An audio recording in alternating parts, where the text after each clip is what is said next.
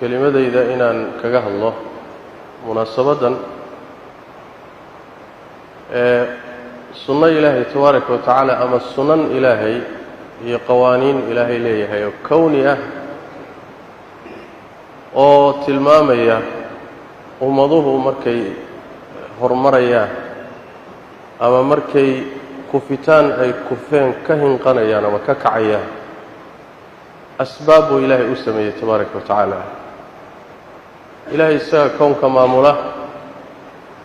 laakiin wax walba sabab buu u sameeyey sababtiisii haddii lala yimaado midhihiisa iyo natiijadiisa waa la goostaa haddii sababtii la gar marana lama gaadhayo natiijada lama gaadhayo allah tabaaraka wa tacaala qur-aanka kariimka wuxuu in badan inooga warramay qisaska ama qasaska qaybaha qur-aanka ku saabsan adduunka wixii soo jiray mujtamacaad badan oo inaga horreeyey oo adduunkan soo maray qaybo ka mid ah ayuu qur-aanku ka sheekeeyey sheekada faraha badan ee qur-aanku uu ka sheekeeyey macnaheedu ma aha faakihaysi maaha qisooyin laysaga faakihaysto maaha sida alfa leyla waleyla oo kale maaha laakiin waa qisooyin xambaarsan duruus xambaarsan waa ilaahay wuxuu inagu barayaa wax la yidhaahdo sunan allahi fi lkown qawaaniinta ilaahay uu kownkan ku maamulo tabaaraka wa tacaala qawaaniintiisa waxaa ka mid a uu qur-aanka inagu baray haddii ay ummaduhu qabsadaan sababaha horumarka keena xadaarada keena waa hormarayaan hadday ummaduhu sababihii horumarka keenayay ay la imaan waayaanna waa dib dhacayaan waana burburayaan allah tabaaraka wa tacaala arrintaa iyadaa wuxuu gundhig uga dhigay oo saldhig uga dhigay inuu isbeddel ka yimaado mujtamaca laftiisa wuxuu rabbigan yidhi tabaaraka wa tacaala ina allaha laa yugayiru ma biqowmin xataa yugayiruu ma bianfusihim ilaahay xaalad ummad ku sugan ma beddelo ilaa ay iyagu naftooda beddelaan halkaa waxaynu ka fahanay isbeddelka ummadaha ku dhacay naftooduu ka yimaadaa ayagaa sabab u ah ayaga midho ay sabab camal ay sameeyeen ayaa horumarka keena wakadalika dibdhaca keena axwaasha isbeddelaysaay waxay ku imaanaysaa cuskanaysaa ilaahay baa abuuraya haddana waxay salka ku haysaa addoommadaasi waxay sameeyeen sidoo kaleeta rabbigeen tabaaraka wa tacaala qisadii dagaalkii uxud oo saxaabo badan lagu laayay markii ay dhacday ayaa su'aali timid saxaabadu waxay yidhaahdeen annaa haadaa siday tani ku dhacday waa saxaabadii nebiga sal alla alay wasalam waa ardadii rasuulka sal alla alay wasalam haddana jab baa gaadhay 70 baa laga dilay dhib baa soo gaadhay say ku dhacday bay isweydiiyeen allah tabaaraka wa tacaala wuxuu ku yidhi qul huwa min cindi anfusikum waxaad ku tidhaahdaa naftiinna agteeda ayay ka ahaatay waxa idinku dhacay ma aha ilaahay idinma dulminin ilaahay addoommadiisa ma dulmiyo laakiin waxaad idinku gasheen midho ka dhashay weeye dhibka idin gaadhay sidaas daraaddeed qaacidada asalkii waxa weeye isbeddelku wuxuu ka yimaadaa ummadaha allah tabaaraka wa tacaala wixii ayagu ay sababsadaan ayuu midho ku siiyaa ama horumar ama dibdhac qaacidada markaan taqriirinno kadib ummadaha maxay ku horumaraan haddii la isweydiiyey si gaaban haddaan u tilmaanno waxaa asal u ah cilmi iyo barasho aqoon baa asal u ah ummad jaahil ah oon wax garanaynin oon wacyi lahayn ma horumarto sidaas daraaddeed baa qur'aanka kariimka ah aayadihii ugu horreeya ilaahay soo dejiyey waxay ahaayeen iqra' bismi rabbika aladii khalaq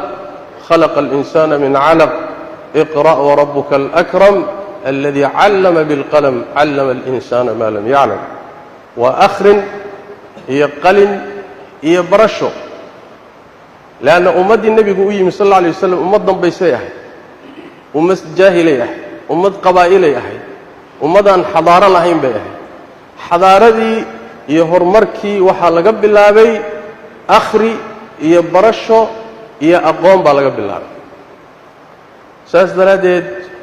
waxaan isku waaninaynaa ha lagu dadaalo aqoonta oo isugu jirta midda diinteenna ilaahay inoo soo dejiyey iyo aqoonta adduunyada ee naafica ah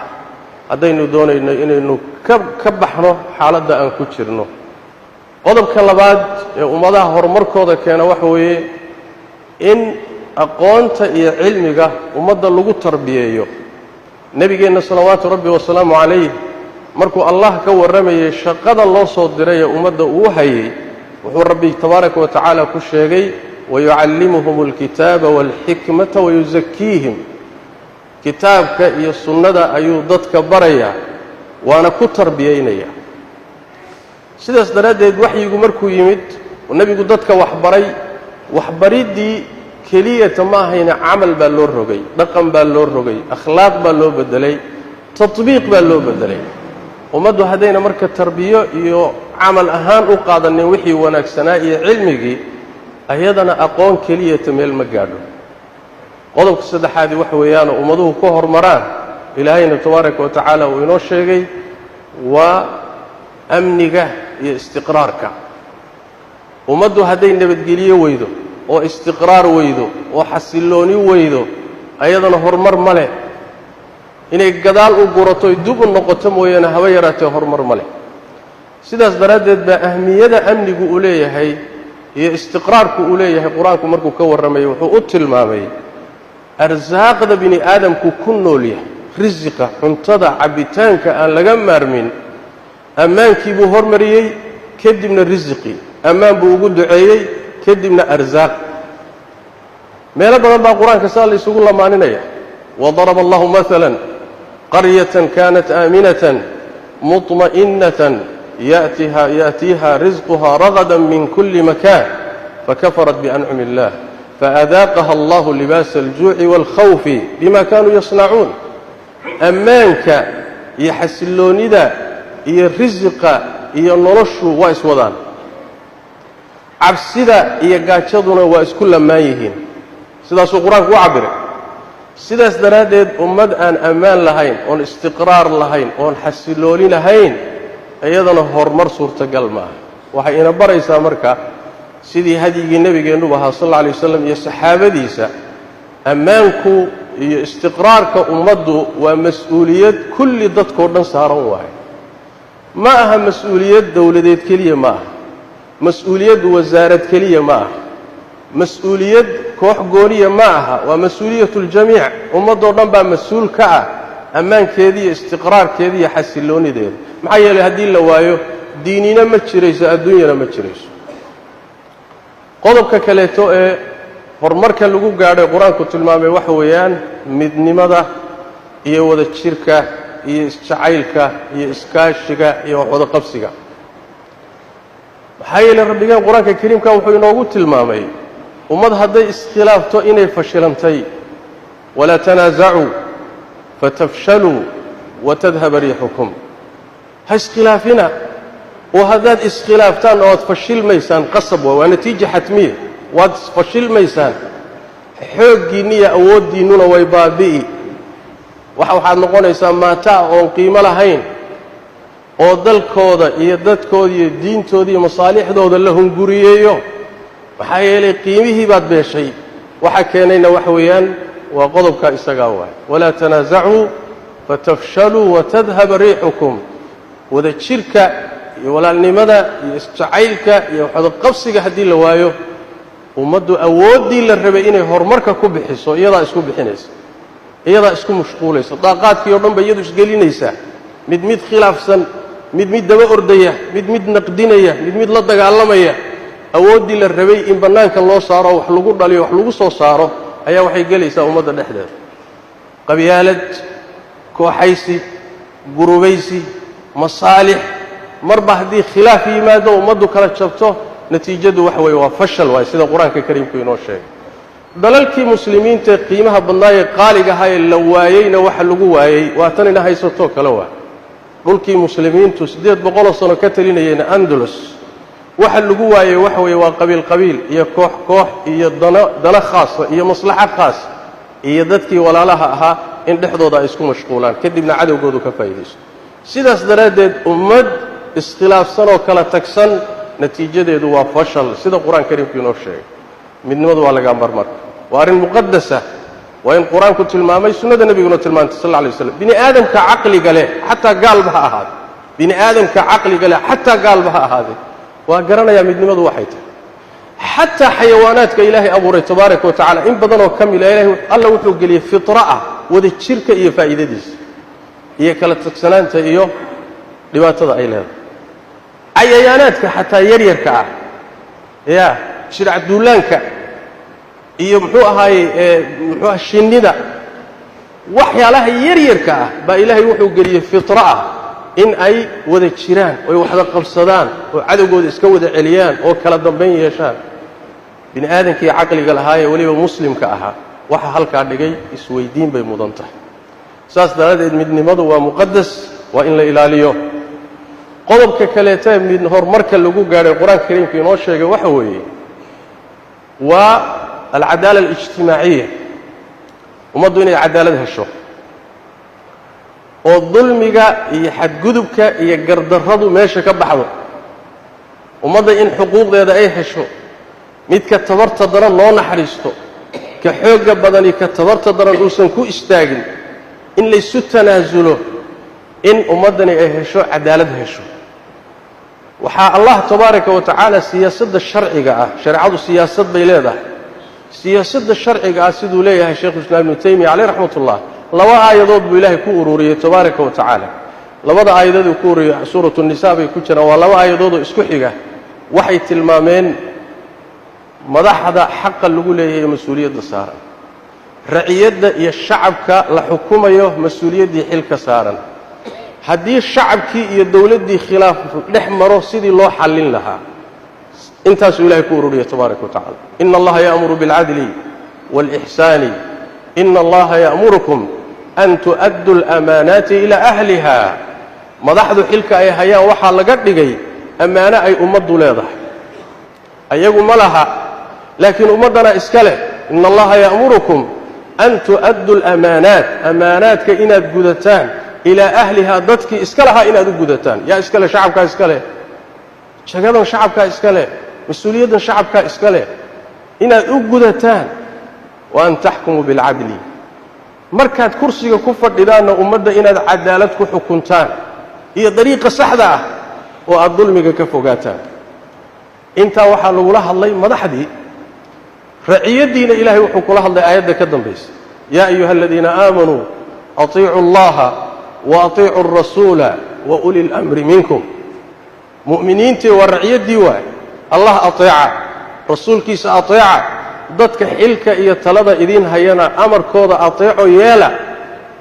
tabcan waa wixii shariicada aan khilaafsanayn marka ra'iyadana waxa lagu leeyahay wixii aan shariicada ka hor iimaanaynin inay nidaamkooda iyo dawladda iyo cidda u talinaysa ku garab istaagaan amarka yeelaan talada qaataan kala dambeynta ku dadaalaan dawladdii iyo shacabkii hadday isku dhacaan ma xal ah fa in tanaaza'tum fi shay'in farudduhu ila allahi war rasuul dawladdii iyo shacabkiiyo haddaad isqabataan oo wax ku murantaan u celiya xagga alle iyo rasuulka xaggiisa yani wax way qaanuunkii ilaahay soo dejiyay u celiya isaga idin kala saaraya oo idin dhaxeeya oo garsoor ah sidaas daraadeed haddii ay ummaddu ay noqoto fawdo aan nidaam ku soconin ama dulmigu ka yimaado madaxda ama shacabku dowrkiisa iyo kaalintiisa qaadan waayo ummaddaasi ma hormarto waa laga maarmaan marka cid walba positionkiisa saxda inuu qaato si looga baxo xaaladdan aan ku jirno ummaduna hormar u gaadho qodobka xigaayi wuxuu yahay oo isla qodobka raacsan mid inaan ogaano waayo qaacido kale oo quraanku taqriiriyay baa jirta oo inaynu fahanno u baahan qaacidadaasi waxay tahay madaxda iyo dawladda haddii ay kugu xumaato dawladda kugu xumaatay waxay daliil u tahay inaad adigu xun tahay masalada aad ugu fiirsada dawlad kugu qalloocatay waxay daliil u tahay inaad adigu qalloocan tahay meel kale ha ka raadin الله قرآن كريم كوحيد وكذلك نولي بعض الظالمين بعضا بما كانوا يكسبون ظالم هذا تهي إلهي ظالم بكوكو سلدي الجزاء من جنس العمل ما حايل أدقي ظالمة ما استاهشد مركا إن مدوانا يكسن لقوك يانو ما استاهشد هذا ضربتو إني وحكو صحمان هوستا كسو صح ساس تردد مجتمعاتكم مركا هوستا كالصحمان با إلهي كوركا أصحا دولة أصحا لكن مجتمع فاسدة أو بدنكين خربية هاي أو وحقصية أو وحديلية أو ظلمينية أو إسخلافية وحبي إسوهم بينيني هذا دولة وناكسن مالك كيانو تأديك كنت هاقاني ككع يا دولة دي وناكسن أدا كنت هاقاني ككع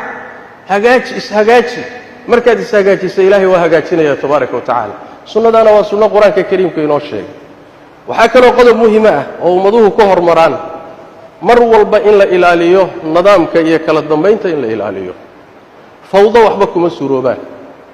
فوضى وحبكم السروبان سيداس درادد أيا وحا قرآنكو إن بري قرآنكو وحو إن بري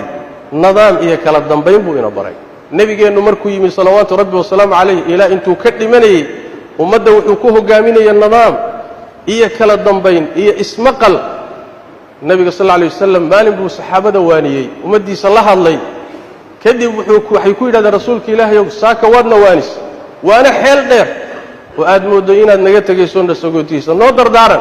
النبي صلى الله عليه وسلم أوصيكم بتقوى الله وحان إذين دردار ما إلهي عبسيديس ودين تأساس كذيوة وحنبي صلى الله عليه وسلم والسمع والطاعة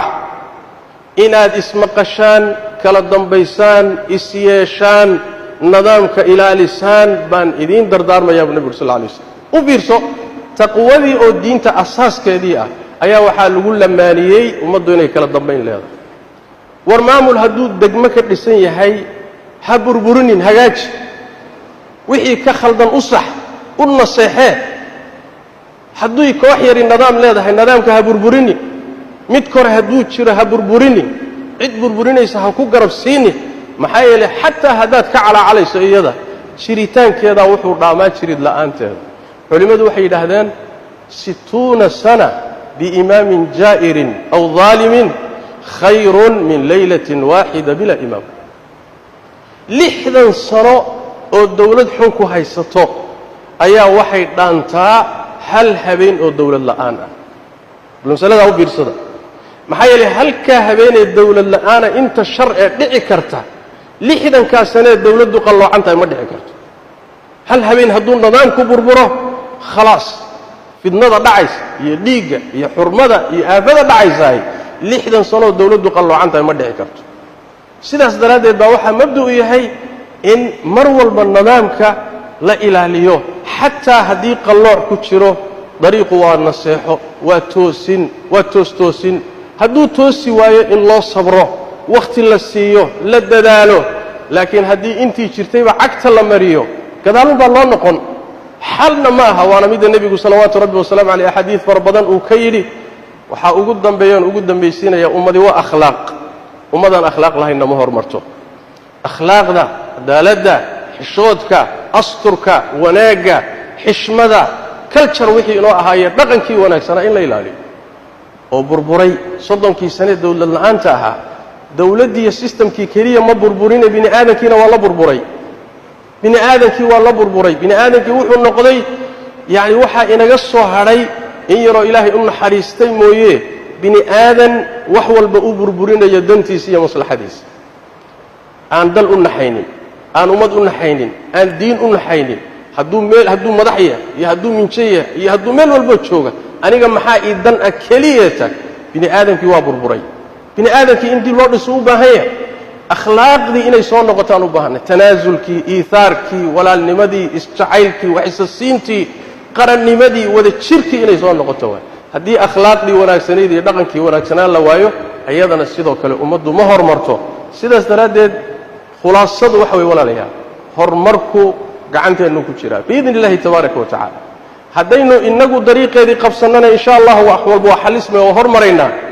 هدينو طريقة دي سيقننا نتيجة وحويان وورير إيا وحلقان إيا السنة دير ودباتدو سيداك ناتوها إنك أمرك قعنتي أنه وحكو جراني asbaabta horumarka iyo ummaduhu siday u hinqadaan iyo sunanka ilaahay u dejiyay aynu qabsanno saynu mushkilada uga baxno insha Allah ta'ala jazakumullahu khair wa baraka fiikum wa assalamu alaykum wa rahmatullahi